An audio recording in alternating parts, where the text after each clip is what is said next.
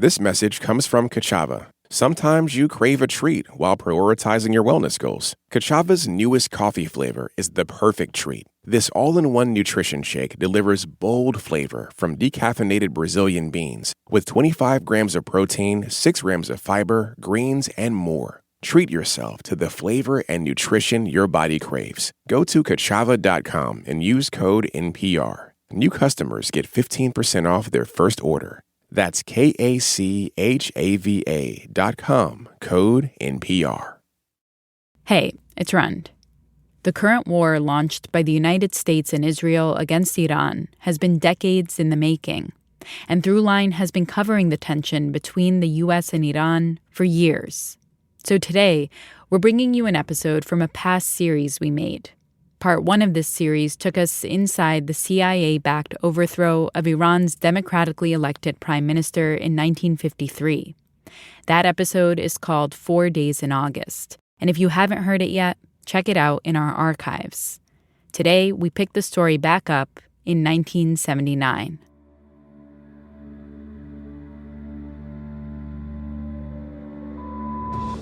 The secular Shah the U.S. put in place after the coup in 1953 was suddenly facing a major crisis, an Islamic revolution.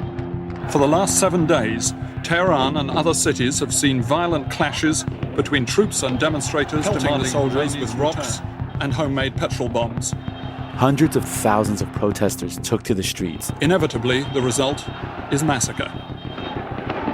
The Shah was forced to flee Iran, and a new leader, a Muslim cleric named Ayatollah Khomeini, took power. Returns to a country teetering on the brink of civil war. The crowd chanted, Allahu Akbar, God is great, and raced along with the motorcade, trying to get a glimpse of the Ayatollah. And this began a new era in U.S. Iran relations. In an obvious reference to the United States, he said, foreign advisors have ruined our culture and have taken our oil. And so, in the course of months, Iran went from one of America's best allies to one of America's worst adversaries. Not long after the revolution, Iran did something that solidified its new place as an American adversary. The American embassy in Tehran is in the hands of Muslim students tonight.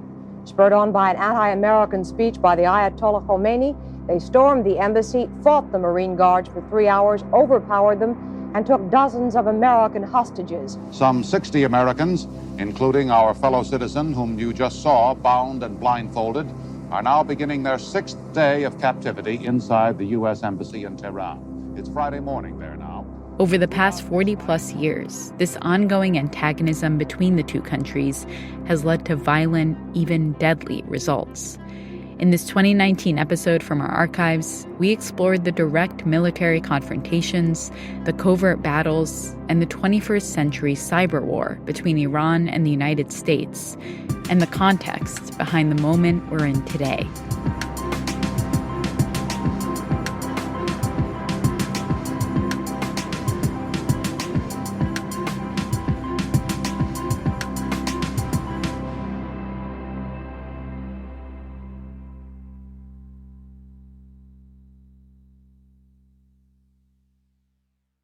This message comes from Grainger. Grainger knows that as an HVAC technician, you and your digital multimeter are in high demand. So when a noisy office HVAC turns out to be a failing blower motor, you don't break a sweat. With Grainger's easy-to-use website and product information, you can select the product you need to keep everything humming right along. Call 1-800-GRAINGER, click Grainger.com, or just stop by. Grainger, for the ones who get it done. Part 1. Do you copy?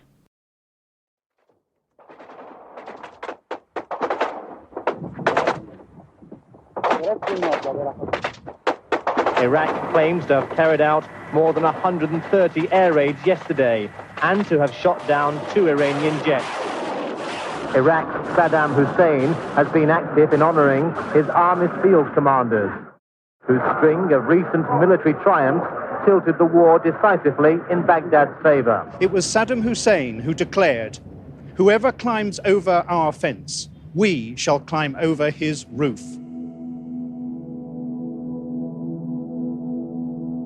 The Iran-Iraq War was one of the bloodiest wars of the second half of the 20th century. When it was over, after 8 years, there was over 1 million casualties, Iranian and Iraqi casualties. Relations between Iran and Iraq worsened when the Ayatollahs took over. The Iraqis claimed that the Iranians were refusing to implement border agreements, and the first skirmishes broke out. Iraq invaded Iran on land, and they met with some initial success, especially in the southwest, which was the oil-producing region of Iran. But very quickly, the war effort bogged down, and by 1982, Iran had succeeded in expelling Iraqi forces out of Iran. And it looked like momentum was working against Iraq in the long term. Iran has a much larger population, larger territorial base, so there were fears on the Iraqi side that eventually, if the war dragged on, they would lose. So they tried to escalate and expand the war to include economic warfare. So they targeted Iran's oil industry. Iran responded in kind and started attacking ships in the Gulf that were going to pick up oil from other Arab countries that were allied to Iraq and providing financial and other help to Iraq as part of its war effort against Iran. For both countries, oil is the lifeblood of their economy, and so they're trying to sink one another's oil tankers to weaken one another economically. So they attacked using aircraft, helicopters, fixed-wing aircraft, and they also attacked using small boats. The small boats very often would have machine guns, rocket-propelled grenades, or small-diameter rockets, 107-millimeter rockets. So they would pull up in front of a ship going through the Gulf.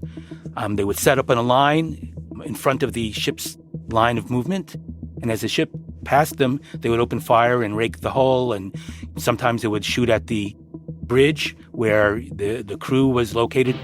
An oil tanker runs the gauntlet of air attacks in the Gulf War. Now, the ships, because they are very large tankers and were often double-hulled, the damage did not cause these ships to sink, and they were able to continue, with their mission, but it imposed costs. It was dangerous for the crews. And that area where Iran and Iraq were fighting, the Strait of Hormuz, is an incredibly crucial geoeconomic chokehold. Once through the entrance, the Straits of Hormuz, the oil tankers face a problem, regardless of their destination. On any given day, 20 to 40% of the world's oil passes through the Strait of Hormuz, and at its narrowest point, it's about 20 miles wide. What's happening is that the war on land between Iran and Iraq is spilling over into the sea, with Western tankers being the sitting targets for both sides. The world cared about what was happening with these tanker wars because it was affecting the price of gasoline throughout the world. It was absolutely crucial to the fate of the global economy. In 1986, 1987, Iran intensified its attacks on Kuwaiti tankers in particular. Kuwait was playing an especially important role in the war as a country that was providing support to Iraq, financial and otherwise, providing loans. They had been asking the United States about the idea of perhaps providing escort for their tankers so that they wouldn't be attacked. And at first we didn't respond with enthusiasm. So the Kuwaitis went to the Russians, and the Russians responded almost immediately that they'd be willing to do so.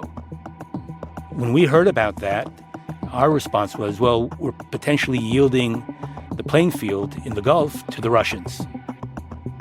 And within the context of great power competition during the Cold War, the relationship was seen as a zero-sum game, so that's when the United States got itself involved. From ABC, this is World News Tonight with Peter Jennings. Good evening. That was an American flag on the back of that ship, and we begin this evening in what is surely the world's most dangerous body of water, the Persian Gulf. The United States actually put its own flag on Kuwaiti tankers as a way of kind of deterring Iran from continuing these attacks. So we were kind of, in effect, protecting our own ships at sea. Sierra Lima, India, this is Warship 37. I have you on my radar. Please remain more than 3,000. We set up an arrangement whereby we would have a convoy system where we'd pick up Kuwaiti tankers outside the entrance to the Persian Gulf and escort them for about a day or two until they reached Kuwait, drop them off, and then we would kind of go back and, escort more ships coming in. And so the United States embarks on a Mideast mission which is haunted by one question. Will the Iranians try to attack the Kuwaiti ships now that they are technically American? It wasn't commonly done, and in fact, it was very controversial. Members of Congress were openly questioning, why are we doing that? Why are we putting American flags on the vessels of other countries? Why are we kind of stretching ourselves so thin and potentially getting involved in a war between two countries which are essentially both adversaries of the United States, Iran and Iraq? The American assumption had been going into this that the presence of U.S. warships protecting reflagged ships and the presence of a U.S. aircraft carrier in the region would deter the Iranians. We had no prior military experience with the Iranians, except for the failed hostage rescue operation a number of years before. We had not had any sustained military interactions with the Iranians, and therefore we were kind of like a blank slate. We didn't really know what to expect, and we made a lot of assumptions which turned out not to be correct when put up against the test of reality. That took a new turn today when American warships shelled and destroyed 2 Iranian oil platforms and then raided another. Smoke could be seen for 10 miles, but the message was meant for Tehran, 690 miles away. We were engaged in a low-intensity conflict with Iran throughout this period, which occasionally spiked to involve direct military engagements. It was in retaliation for the weekend missile attack by Iran on an American-flagged tanker. Iran is believed to have fired the long-range missile, which last Friday struck the American-flagged tanker Sea Isle City, wounding many of her crew. All strategic and increasingly what you see is this conflict zone in which everyone has their finger on the trigger. It's a fog of war, you're at sea, and there's constant risk of miscalculation, there's lack of communication. The Islamic News Agency said the U.S. has become involved in a full-fledged war with Iran. The Iranian president, Ali Khamenei, is quoted as saying, "We will retaliate." The United States expanded its rules of engagement to allow U.S. vessels at sea to come to the aid of ships from other countries that were not part of the reflagging operation, but are being attacked by the Iranians. So we're being more proactive in the Gulf in terms of our activities. There was a newly arrived ship, the USS Vincennes, coming to the region. There was a new class of ship with a radar system that could see further out with greater resolution than the radar systems that were then used by the ships. Their role generally was to kind of hang back and provide a big picture of the air defense environment for the other ships that were operating in the region.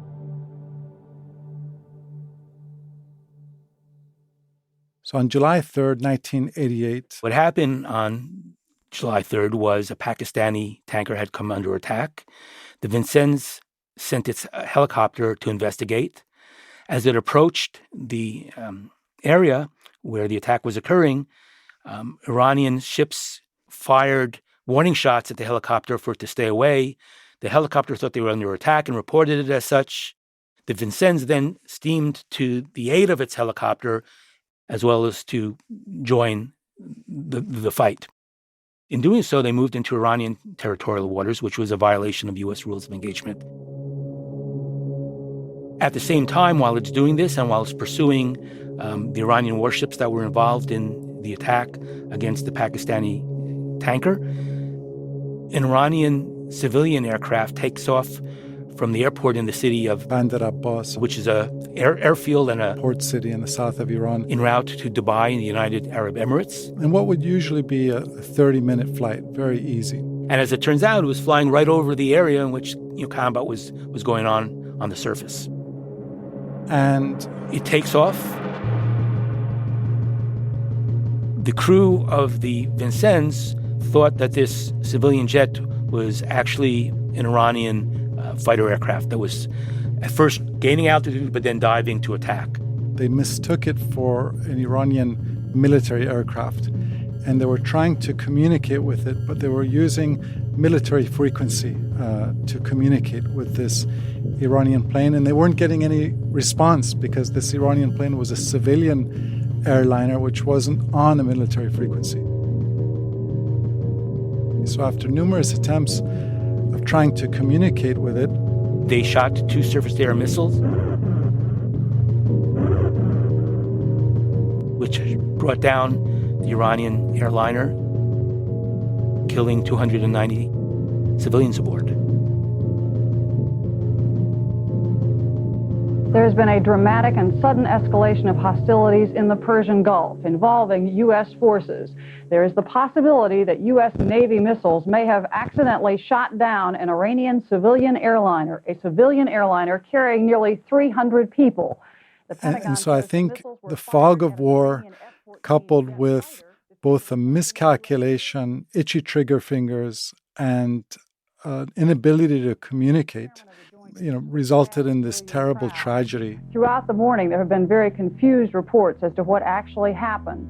To this day, the Iranian government believes there was no way this was an accident. Saying that it was doubtful that the plane that was shot down was an F-14 fighter. Because the plane was clearly marked. Its flight pattern was clearly civilian aircraft headed to Dubai. There's probably dozens of such flights every day between Bandar Abbas and Dubai.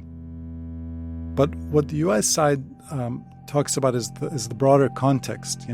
This U.S. warship was actually receiving fire from what they thought were Iranian warships. There was constant attacks taking place during that time. And so the United States acknowledged it as a terrible mistake. President Ronald Reagan offered what is known as ex gratia payments, voluntary payments, by the United States government to the families of the victims of Iran Air 655. And this settlement today... For Iran, these things are not mistakes. Even if America claimed it was a mistake, the message that was taken by the Iranian side was that this was an act of open hostility. One of the things you often hear today is that there's always a worry about miscalculation in dealing with the Iranians, that there's always the potential for inadvertent escalation as a result of a tragic mistake. On the other hand, I would point out that one of the lessons of this conflict during the latter phases of the Iran-Iraq War is that actually both sides were pretty good at keeping the level of conflict within a certain kind of relatively narrow band, that neither side wanted the conflict to spiral out of control and become an even larger war. And they largely succeeded in that regard. Several months later, Iran actually signed the peace treaty to end the Iran-Iraq War. So the shooting down of Flight 655, Iran Air Flight 655, was a terrible tragedy in which civilians were killed. If you look back, though, at the history, it may have been that the Iran-Iraq War might have lasted longer had that terrible incident not taken place. I think one thing the United States realized by the late 1980s was that the Iranian revolution was not just going to be a flash-in-the-pan phenomenon.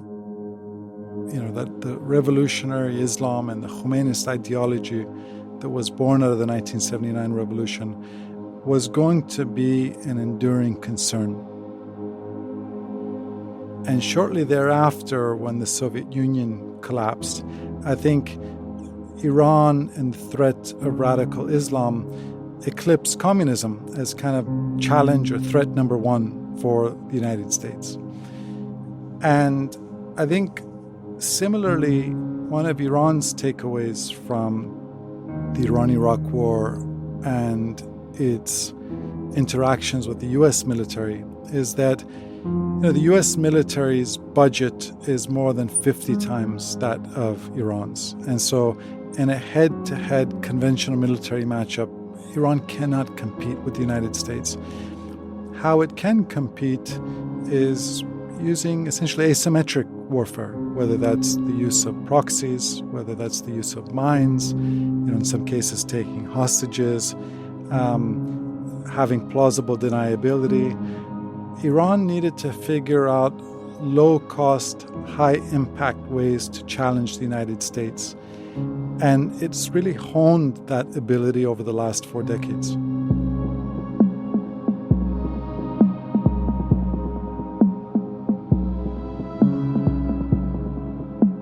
That was Karim Sadjadpour, a senior fellow at the Carnegie Endowment for International Peace, and Michael Eisenstadt, director of the Washington Institute's Military and Security Studies program.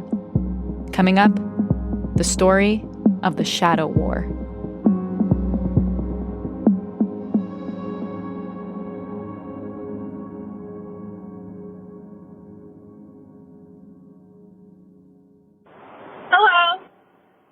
Hello. Hi.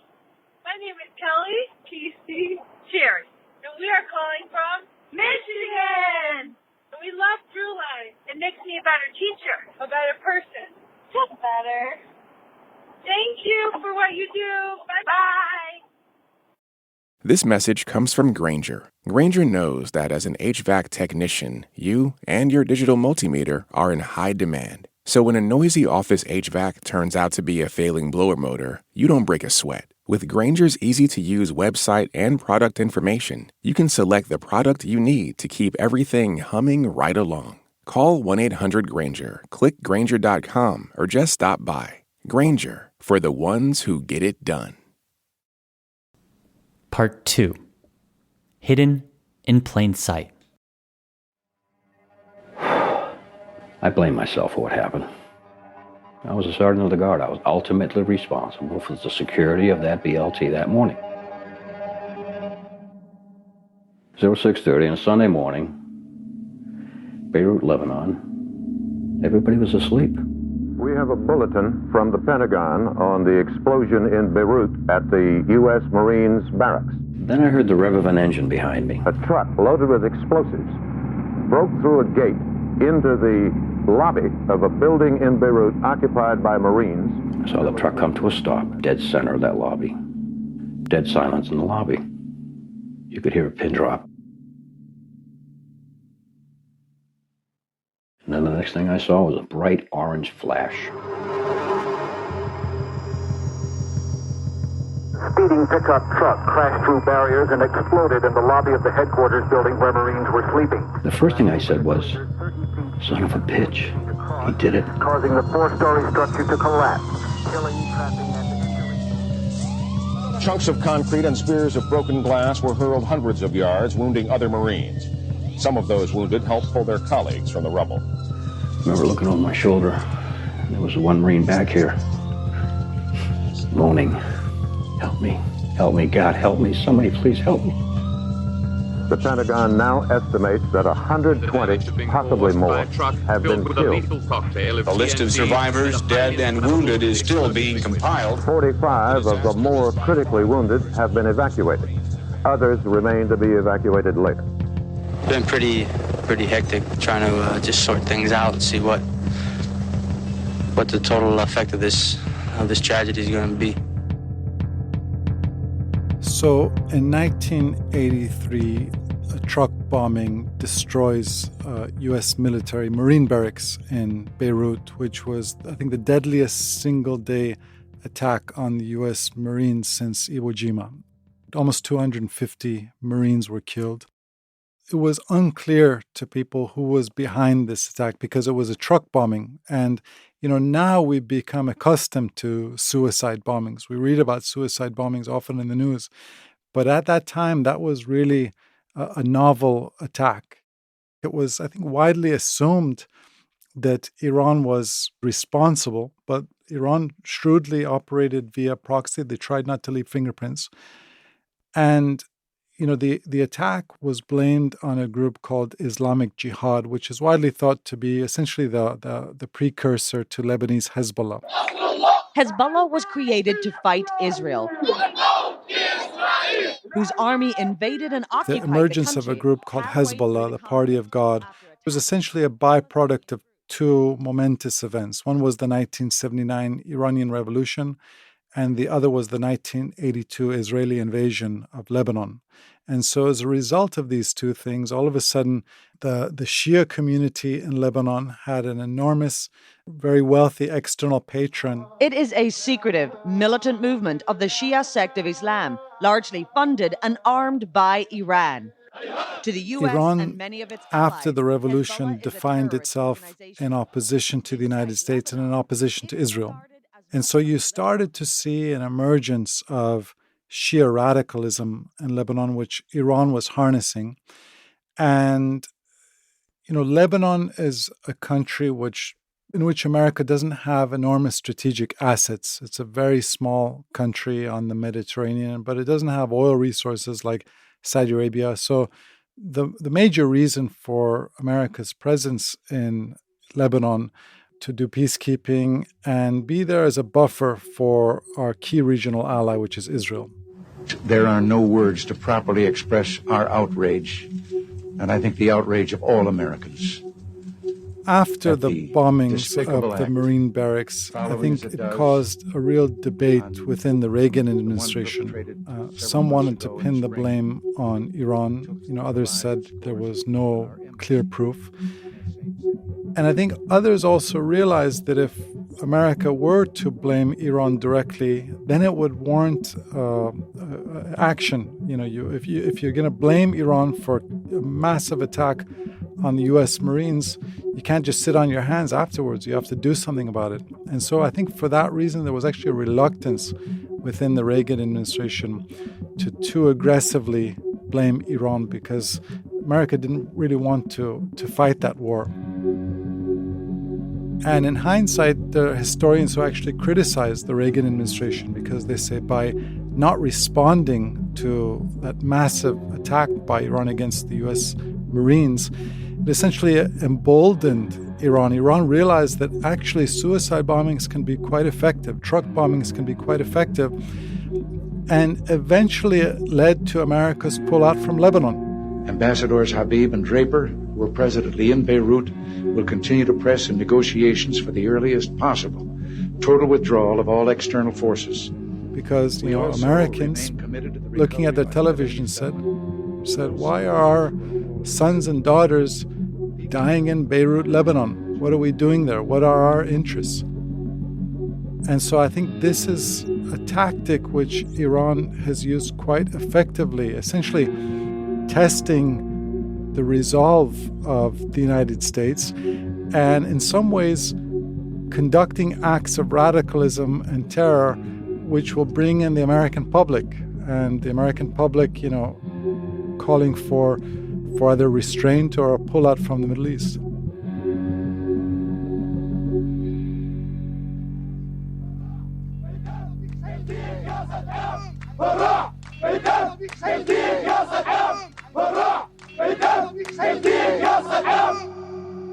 My fellow citizens, at this hour, American and coalition forces are in the early stages of military operations to disarm Iraq, to free its people, and to defend the world from grave danger. On my orders, when the Iraq War was launched in 2003, one of the Bush administration's underlying goals for the Iraq War was to create Shiite democracy in Baghdad, which could then spread to Tehran and undermine the legitimacy of the Iranian regime. And so for that reason, Iran had every incentive to try to sabotage America's efforts in Iraq if they believed that the Iraq War was intended to eventually overthrow the Iranian government. And so for that reason, from the beginning of the Iraq War, Iran was somewhat cautious the first year or so. But then you started to see Iran ramping up attacks on American troops, using proxies, using their Shia militia proxies in Iraq.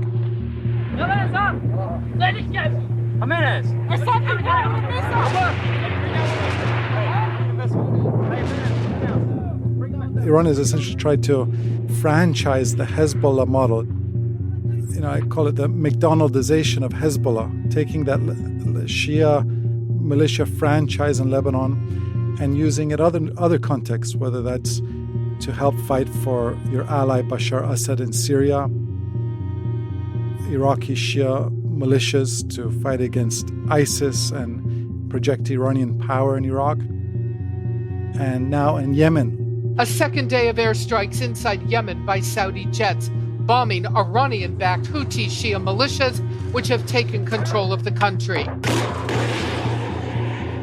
And when we're talking about countries in the region which are experiencing either civil wars or power vacuums, Iran is able to fill those voids much more effectively with these Shia proxies on the ground. The top U.S. commander for the Middle East worries about what could be Tehran's bid for superpower status. So I think a major asymmetric advantage that Iran has over both the United States and U.S. allies like Saudi Arabia, for example, is that almost all Shia radicals in the region, let's say from India to Lebanon, are willing to go out and kill, if not die, for the Islamic Republic of Iran, whereas almost all Sunni radicals in the Middle East are deathly opposed to the United States, and they want to actually overthrow the government of Saudi Arabia. Groups like Al-Qaeda and ISIS are Sunni radicals, which are not Saudi Arabia's proxy. They're actually Saudi Arabia's adversary. And so despite the fact that Shia are outnumbered by Sunni by 4 or 5 to 1 in the region, Iran has a monopoly over Shia radicalism. And increasingly, not only does Iran operate via proxy, but its proxies also have plausible deniability because they're not necessarily doing the fighting themselves. They're using IEDs, they're using drones, they're using mines. So it gives Iran 2 layers of deniability.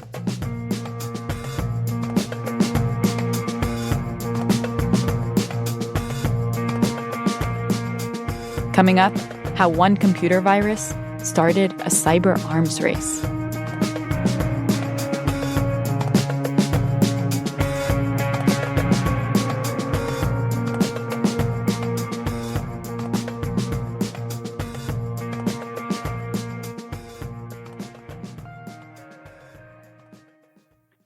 This is Giselle from Portland, Oregon, and you're listening to Throughline on NPR. I only recently discovered the show, but it has quickly become my favorite podcast.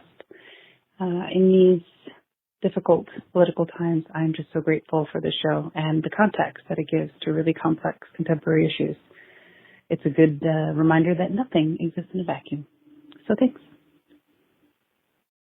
This message comes from Grainger. Grainger knows that if you're the purchasing manager at a manufacturing plant, the only thing more important than having the right safety gear is having it there when you need it. That's why you can count on Grainger for auto reordering, helping ensure your team members always have cut-resistant gloves on hand, and each shift can run safely and efficiently. Call 1-800-GRAINGER, click Grainger.com, or just stop by. Grainger, for the ones who get it done. Part 3. A digital weapon. An Iranian facility has been targeted for cyber attack, the second time it's happened in less than a year. The worst cyber attack in history. The race between Iranian officials trying to build their nuclear program and outside forces trying to stop it is getting more intense. This new era of warfare has already begun. We have to go all the way back to around 1996, mid-90s is when the U.S. started to contemplate the development of offensive cyber capabilities. And right around that time, Iran obtained a batch of illicit uranium hexafluoride gas from China. And so that's sort of what we can sort of trace the beginnings of the Iranian illicit nuclear program. They, of course, had been watching Iraq prior to that and seeing that Iraq was looking at nuclear capabilities. And, of course, Iran and Iraq were longtime enemies.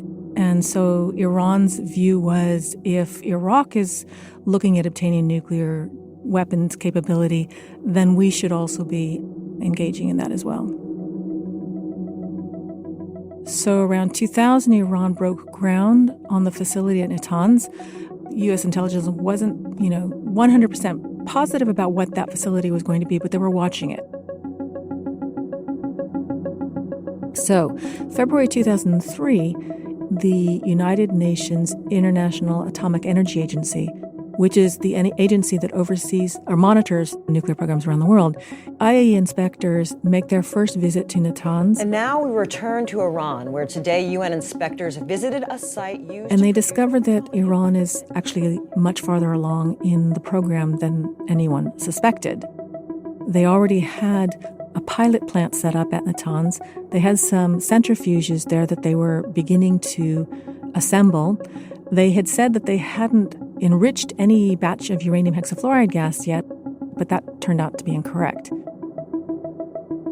This first process of enriching that first batch was really the beginning step of having enough uranium hexafluoride gas to build a bomb. This is the initial step of getting them to that bomb.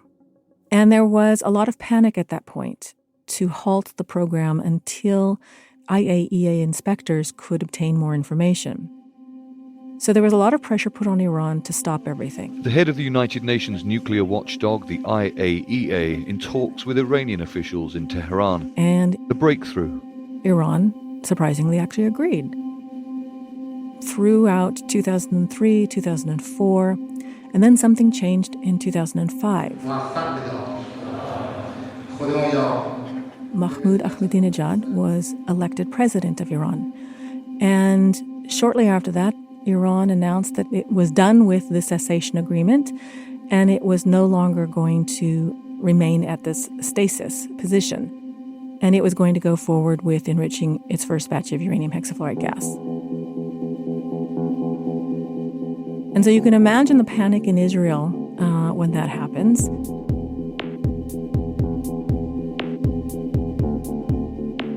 Jump forward about 6 months. On February 2006, now, Iran announces that they have enriched their first batch of uranium hexafluoride gas in that pilot plant at Natanz. And then they announced that they had perfected the enrichment process and they were going to begin installing the first centrifuges in the actual enrichment plants. Israel, of course, was focused on trying to bomb the facility. They'd come to the U.S. for permission from President Bush to launch a strike against the Natanz facility, and the U.S. denied that permission and instead had this alternative plan that they wanted to do. So between February 2006 and February 2007, the U.S. is developing and testing Stuxnet. Stuxnet was what we call a worm. Part of it was a virus, part of it was a worm. A worm is malware that will travel from machine to machine without any human interaction. So the initial release, of course, is done by a human. But once a worm finds a vulnerable system, it will infect that system, and then it will search automatically for any other system connected to that system on an internal network or over the internet and travel to that system and infect that as well. So you've got this Natanz facility that has critical computers that are air-gapped from the internet, and also the facility itself is physically protected. They had 3 outer perimeter security walls, anti-aircraft guns. Earthen berms entirely hide the facility from view. Around the facility, they had fences, they had guards, armed guards, all of that. So the only way that you could get Stuxnet into where you needed to go was to have someone walk it in, deliver it, either wittingly or unwittingly.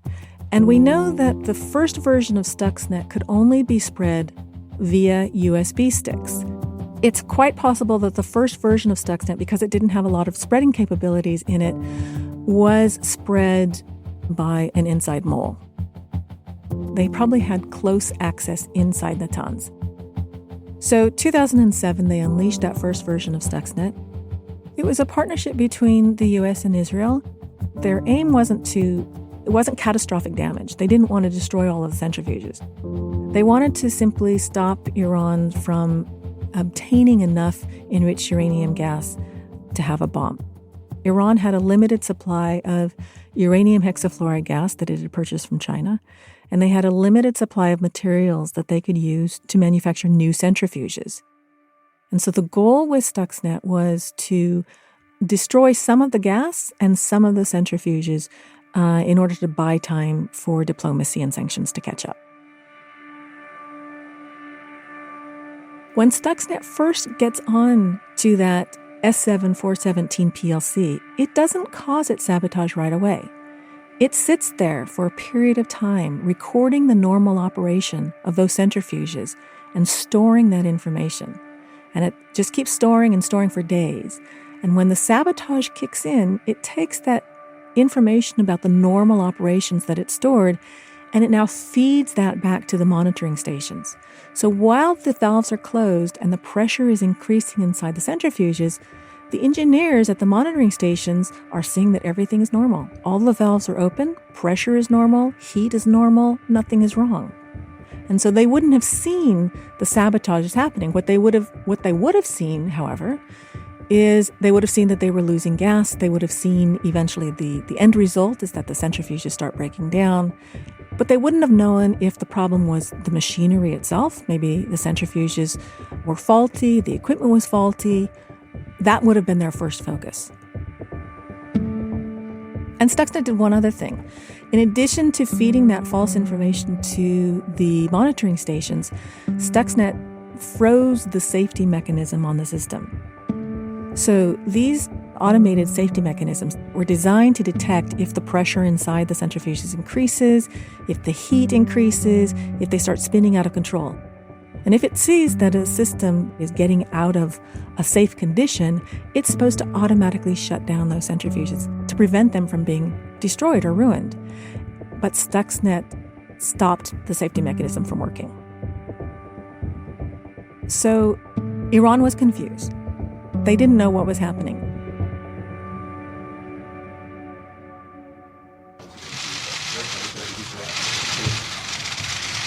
Thank you. Tapper. We have been through a lot together. This is a covert operation, and a covert operation has to be authorized by the sitting president. And the sitting president was leaving. We had an election in 2008, and we see in the code that Stuxnet is designed to halt during this temporary phase of when we are losing the sitting president. And in January 2009, Obama is coming into office, and he meets with President Bush. And during this period, Bush explains to him this covert operation, which we now know is called Olympic Games. And he explains what's happening and what it's designed to do, and tells him that it hasn't achieved its full purpose yet, and encourages Obama to reauthorize the Olympic Games program. And Obama does. And we already see in January, the attackers are getting prepared to unleash the second version of their assault. And throughout 2009, it's causing its sabotage. And we actually see signs of the sabotage externally, but we don't know what it is. The International Atomic Energy Agency is sending inspectors to the Natanz facility on average about twice a month. And they're sending back reports to their headquarters in Vienna. And those reports are saying that Iran is having problems with its centrifuges. Those inspectors start noticing not just that Iran is having problems, but they're actually removing centrifuges now. So it's not just that they've stopped spinning centrifuges and they've taken gas out of centrifuges. They're actually removing centrifuges from the cascades. And they're sending this back in the report. And that's the first sign that Iran has given up. They don't know what's going on. They're checking the equipment. They're checking everything. And yet Stuxnet continues to operate. And it continues to engage in sabotage. And it's not until June 2010 Stuxnet is unleashed in another round in March and April 2010, and the March version is what got it caught.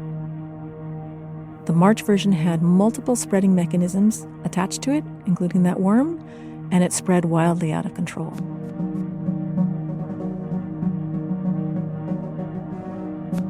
It started spreading to machines that weren't the targeted machines, spreading to any Windows machine that it can find, initially just in Iran. And it started causing problems on machines in Iran outside of Natanz.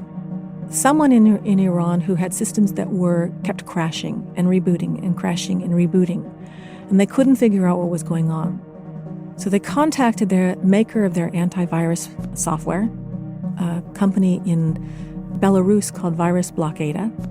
And Virus Blockada obtained remote access to some of those systems in Iran that were having problems.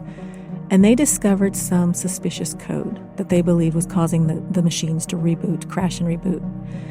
And so they found this code and they started taking it apart.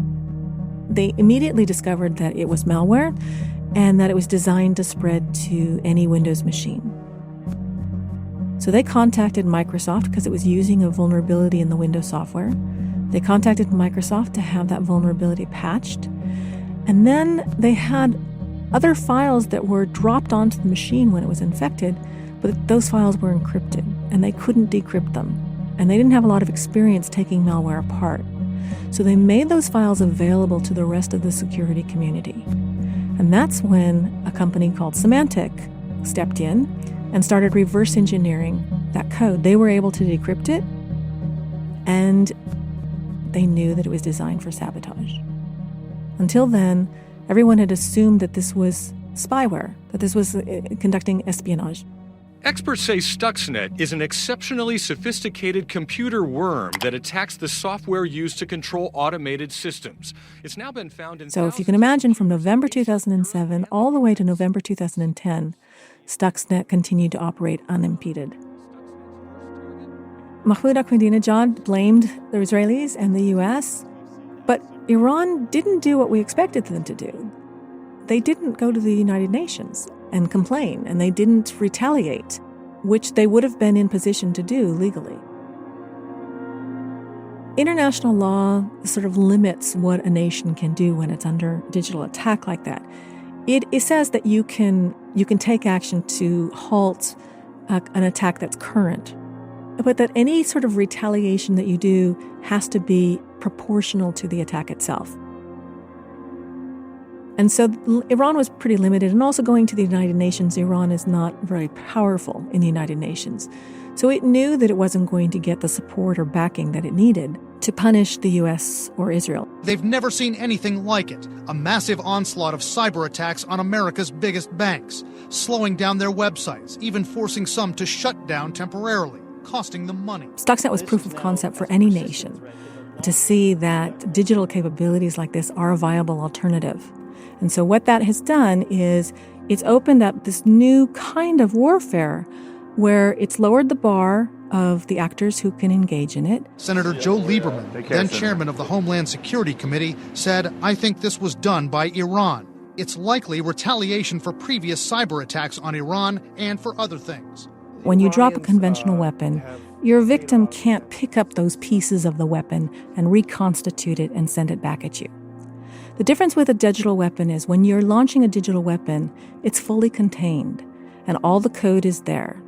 And so you're sending the blueprint for the weapon to your victim. And all the victim has to do is reverse engineer that weapon in the way that Symantec reverse engineered it, and study it and design it in a way that they can send it back to you. And so what we did was we threw stones from a glass house. In the U.S., we've always had this advantage of geography. We have this distance from our adversaries. But digital warfare erases that distance. Now the front line is on businesses and critical infrastructure here. It's brought the war home.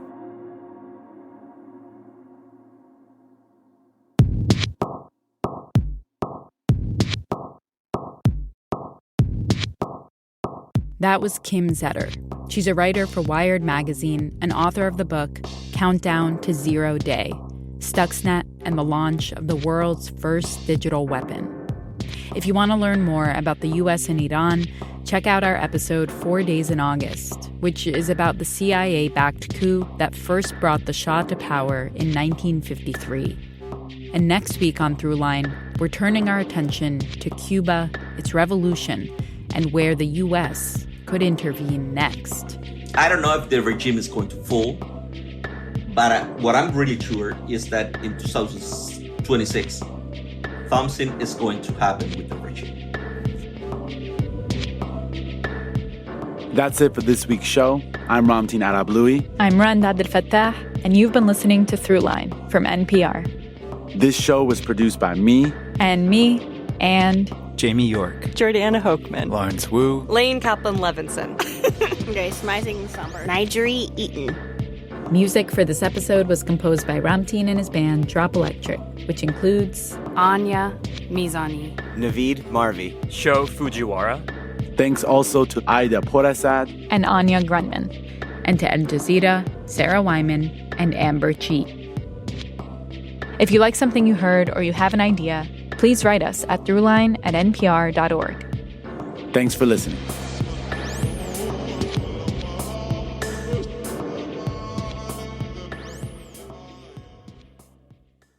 This message comes from Kachava. Sometimes you crave a treat while prioritizing your wellness goals. Kachava's newest coffee flavor is the perfect treat. This all-in-one nutrition shake delivers bold flavor from decaffeinated Brazilian beans with 25 grams of protein, 6 grams of fiber, greens, and more. Treat yourself to the flavor and nutrition your body craves. Go to kachava.com and use code NPR. New customers get 15% off their first order. That's KACHAVA.com, code NPR.